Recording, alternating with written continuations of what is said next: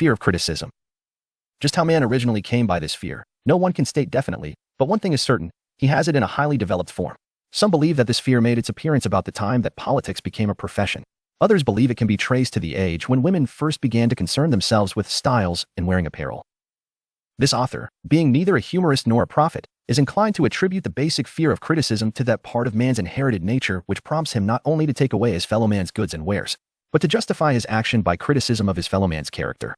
It is a well-known fact that a thief will criticize the man from whom he steals, that politicians seek office, not by displaying their own virtues and qualifications, but by attempting to besmirch their opponents. The fear of criticism takes on many forms, the majority of which are petty and trivial. Bald-headed men, for example, are bald for no other reason than their fear of criticism. Heads become bald because of the tight-fitting bands of hats which cut off the circulation from the roots of the hair. Men wear hats, not because they actually need them, but mainly because everyone is doing it. The individual falls into line and does likewise, lest some other individual criticize him. Women seldom have bald heads, or even thin hair, because they wear hats which fit their heads loosely, the only purpose of the hats being adornment. But it must not be supposed that women are free from the fear of criticism. If any woman claims to be superior to man with reference to this fear, ask her to walk down the street wearing a hat of the vintage of 1890. The astute manufacturers of clothing have not been slow to capitalize this basic fear of criticism, with which all mankind has been cursed. Every season the styles and many articles of wearing apparel change. Who establishes the styles? Certainly not the purchaser of clothing, but the manufacturer. Why does he change the styles so often? The answer is obvious. He changes the styles so he can sell more clothes.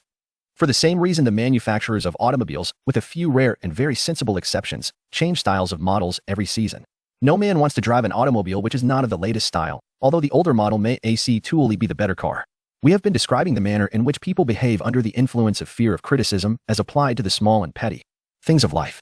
Let us now examine human behavior when this fear affects people in connection with the more important events of human relationship.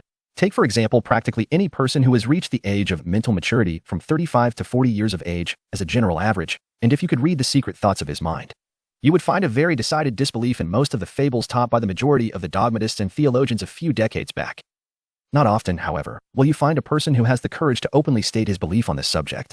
Most people will, if pressed far enough, tell a lie rather than admit that they do not believe the stories associated with that form of religion which held people in bondage prior to the age of scientific discovery and education. Why does the average person, even in this day of enlightenment, shy away from denying his belief in the fables which were the basis of most of the religions a few decades ago? The answer is, because of the fear of criticism. Men and women have been burned at the stake for daring to express disbelief in ghosts. It is no wonder we have inherited a consciousness which makes us fear criticism. The time was, and not so far in the past, when criticism carried severe punishments. It still does in some countries. The fear of criticism robs man of his initiative, destroys his power of imagination, limits his individuality, takes away his self-reliance, and does him damage in 100 other ways. Parents often do their children irreparable injury by criticizing them. The mother of one of my boyhood chums used to punish him with a switch almost daily, always completing the job with the statement, "You'll land in the penitentiary before you are 20. He was sent to a reformatory at the age of 17. Criticism is the one form of service, of which everyone has too much. Everyone has a stock of it which is handed out, gratis, whether called for or not. One's nearest relatives often are the worst offenders. It should be recognized as a crime. In reality, it is a crime of the worst nature for any parent to build inferiority complexes in the mind of a child through unnecessary criticism. Employers who understand human nature get the best there is in men, not by criticism, but by constructive suggestion. Parents may accomplish the same results with their children. Criticism will plant fear in the human heart, or resentment, but it will not build love or affection. Symptoms of the fear of criticism. This fear is almost as universal as the fear of poverty, and its effects are just as fatal to personal achievement, mainly because this fear destroys initiative and discourages the use of imagination. The major symptoms of the fear are self-consciousness, generally expressed through nervousness, timidity in conversation and in meeting strangers, awkward movement of the hands and limbs, shifting of the eyes. Lack of poise, expressed through lack of voice control, nervousness in the presence of others, poor posture of body, poor memory. Personality, lacking in firmness of decision, personal charm, and ability to express opinions definitely. The habit of sidestepping issues instead of meeting them squarely. Agreeing with others without careful examination of their opinions.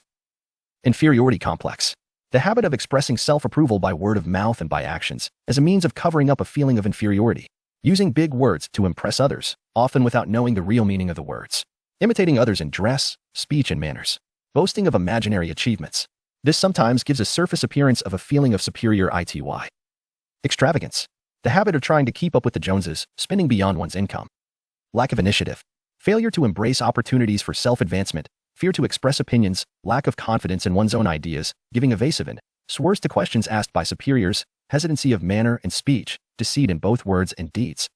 Lack of ambition, mental and physical laziness, lack of self-assertion, slowness in reaching decisions, easily influenced by others, the habit of criticizing authors behind their backs and flattering them to their faces, the habit of accepting defeat without protest, quitting an undertaking when opposed by others, suspicious of other people without cause, lacking in tactfulness of manner and speech, unwillingness to accept the blame for mistakes. The fear of ill health. This fear may be traced to both physical and social heredity.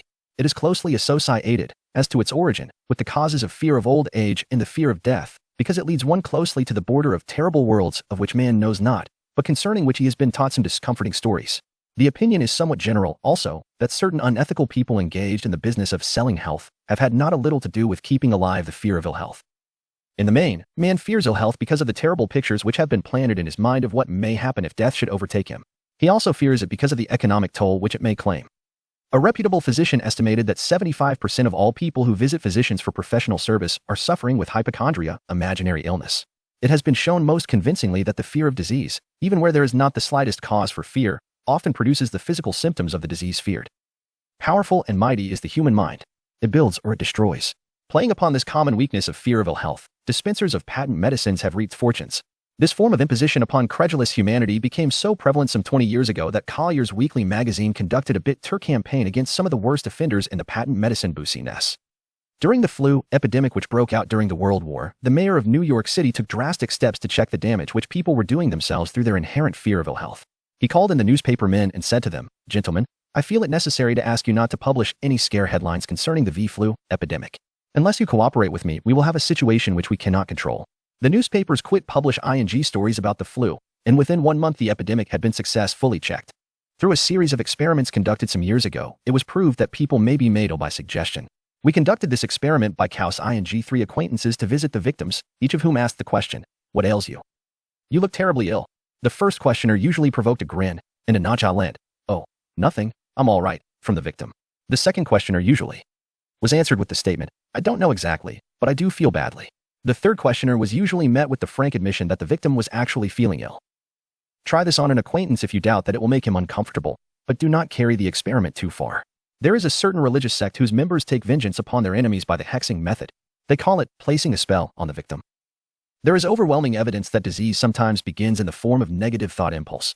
Such an impulse may be passed from one mind to another, by suggestion, or created by an individual in his own mind. A man who is blessed with more wisdom than this incident might indicate, once said, "When anyone asks me how I feel, I always want to answer by knocking him down." Doctors send patients into new climates for their health, because a change of mental attitude is necessary. The seed of fear of ill health lives in every human mind. Worry, fear, discouragement, disappointment in love and business affairs cause this seed to germinate and grow. The recent business depression kept the doctors on the run, because every form of negative thinking may cause ill health. Disappointments in business and in love stand at the head of the list of causes of fear of ill health. A young man suffered a disappointment in love which sent him to a hospital. For months he hovered between life and death. A specialist in suggestive therapeutics was called in. The specialist changed nurses, placing him in charge of a very charming young woman who began, by pre-arrangement with the doctor, to make love to him the first day of her arrival on the job. Within 3 weeks the patient was discharged from the hospital, still suffering, but with an entirely different malady. He was in love again. The remedy was a hoax, but the patient and the nurse were later married. Both are in good health at the time of this writing. Symptoms of the fear of ill health. The symptoms of this almost universal fear are autosuggestion, the habit of negative use of self-suggestion by looking for and expecting to find the symptoms of all kinds of disease, enjoying imaginary illness and speaking of it as being real, the habit of trying all fads and isms recommended by others as having therapeutic value, talking to others of operations, accidents, and other forms of illness, experimenting with diets, physical exercises, reducing systems without professional guidance, trying home remedies, patent medicines, and quack remedies. Hypochondria, the habit of talking of illness, concentrating the mind upon disease, and expecting its appearance until a nervous break occurs. Nothing that comes in bottles can cure this condition. It is brought on by negative thinking, and nothing but positive thought can effect a cure. Hypochondria, a medical term for imaginary disease, is said to do as much damage on occasion as the disease one fears might do. Most so-called cases of nerves come from imaginary illness. Exercise. Fear of ill health often interferes with proper physical exercise and results in overweight by causing one to avoid outdoor life. Susceptibility. Fear of ill health breaks down nature's body resistance and creates a favorable condition for any form of disease one may contact. The fear of ill health often is related to the fear of poverty, especially in the case of the hypochondriac, who constantly worries about the possibility of having to pay doctor's bills, hospital bills, etc. This type of person spends much time preparing for sickness, talking about death, saving money for cemetery lots and burial expenses, etc. Self-coddling. The habit of making a bid for sympathy, using imaginary illness as the lure. People often resort to this trick to avoid work.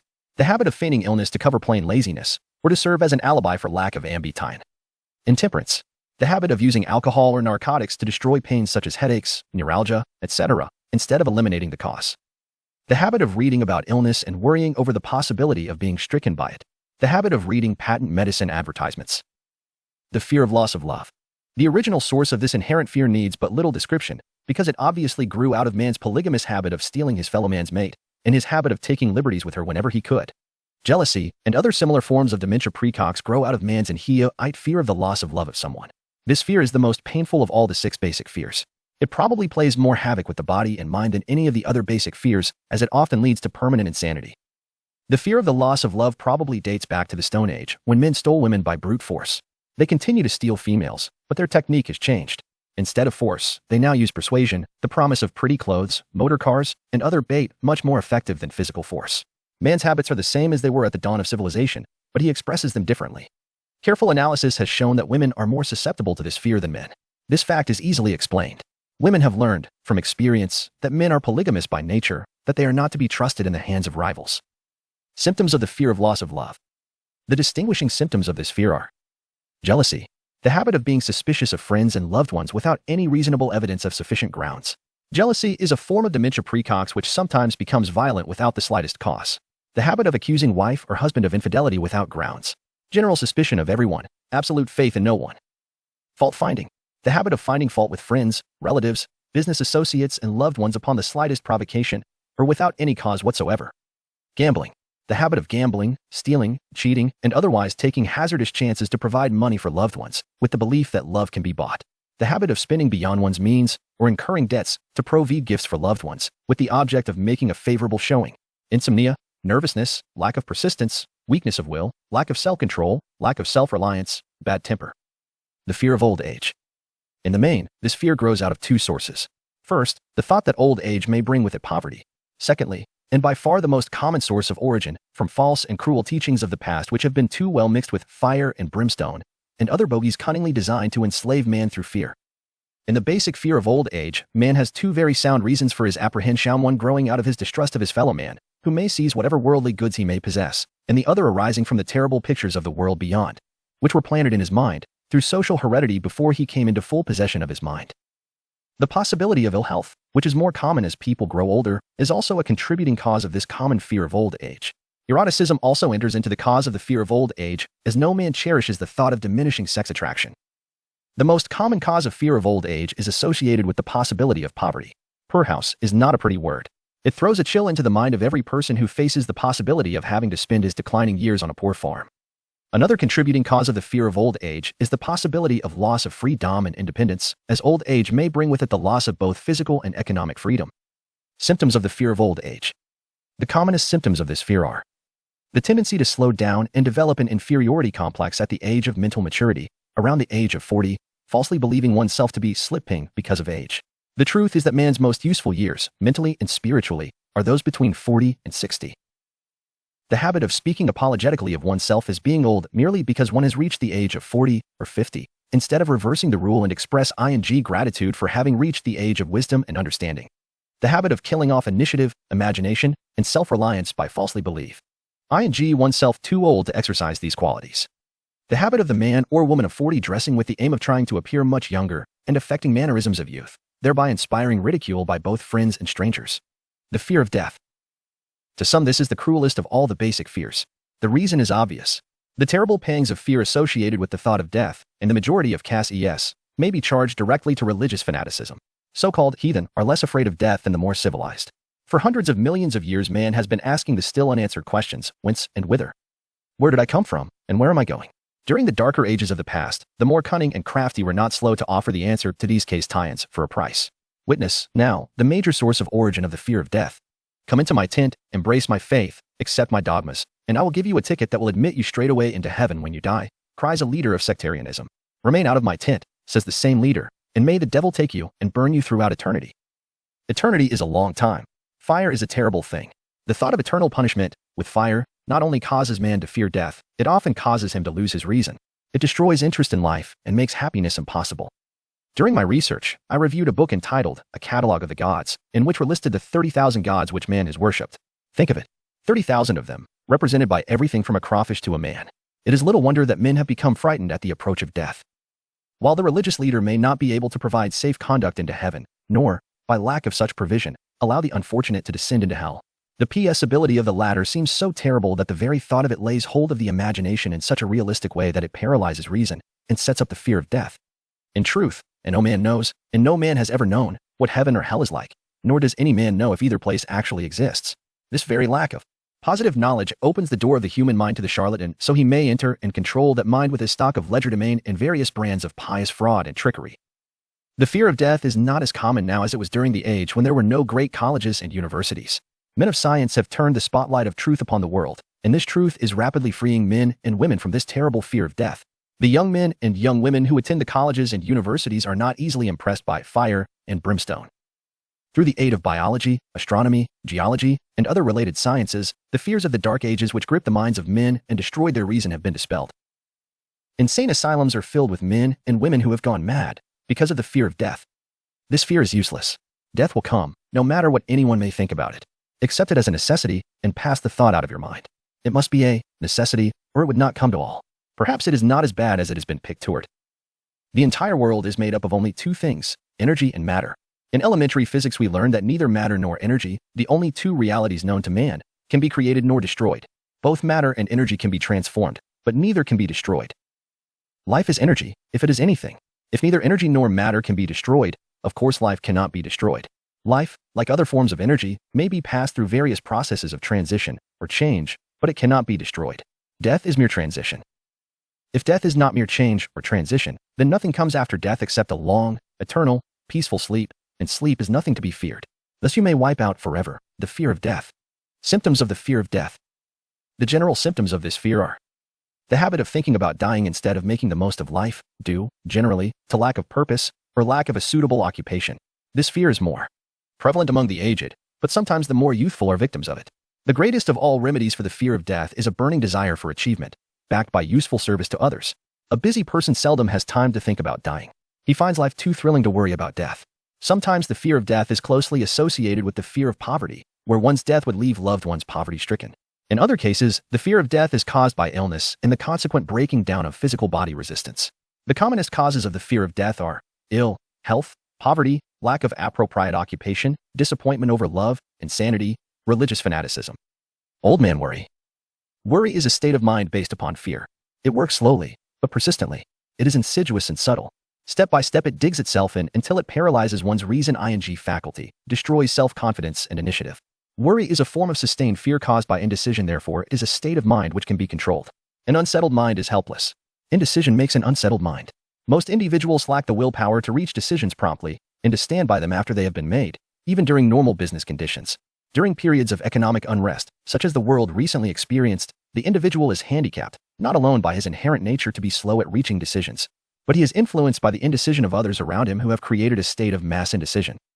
During the Depression, the whole atmosphere, all over the world, was filled with forenza and worryitis, the two mental disease germs which began to spread themselves after the Wall Street frenzy in 1929.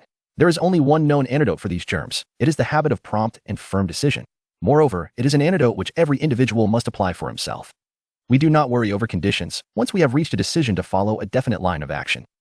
I once interviewed a man who was to be electrocuted 2 hours later. The dim-ned man was the calmest of some 8 men who were in the death cell with him. His calmness prompted me to ask him how it felt to know that he was going into eternity in a short while. With a smile of confidence on his face, he said, "It feels fine. Just think, brother, my troubles will soon be over. I have had nothing but trouble all my life. It has been a hardship to get food and clothing. Soon I will not need these things. I have felt fine ever since I learned for certain that I must die. I made up my mind then to accept my fate in good spirit." As he spoke, he devoured a dinner of proportions sufficient for 3 men, eating every mouthful of the food brought to him, and apparently enjoying it as much as if no disaster awaited him. Decision gave this man resignation to his fate. Decision can also prevent one's acceptance of undesired circumstances. The 6 basic fears become translated into a state of worry through indecision. Relieve yourself forever of the fear of death, by reaching a decision to accept death as an inescapable event. Whip the fear of poverty by reaching a decision to get along with whatever wealth you can accumulate without worry. Put your foot upon the neck of the fear of criticism by reaching a decision not to worry about what other people think, do, or say. Eliminate the fear of old age by reaching a decision to accept it, not as a handicap, but as a great blessing which carries with it wisdom, self-control, and understanding not known to youth. Acquit yourself of the fear of ill health by the decision to forget symptoms. Master the fear of loss of love by reaching a decision to get along without love, if that is necessary. Kill the habit of worry in all its forms by reaching a general, blanket decision that nothing which life has to offer is worth the price of worry. With this decision will come poise, peace of mind, and calmness of thought which will bring happiness.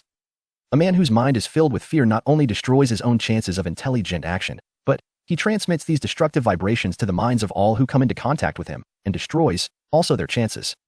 Even a dog or a horse knows when its master lacks courage. Moreover, a dog or a horse will pick up the vibrations of fear thrown off by its master and behave accordingly.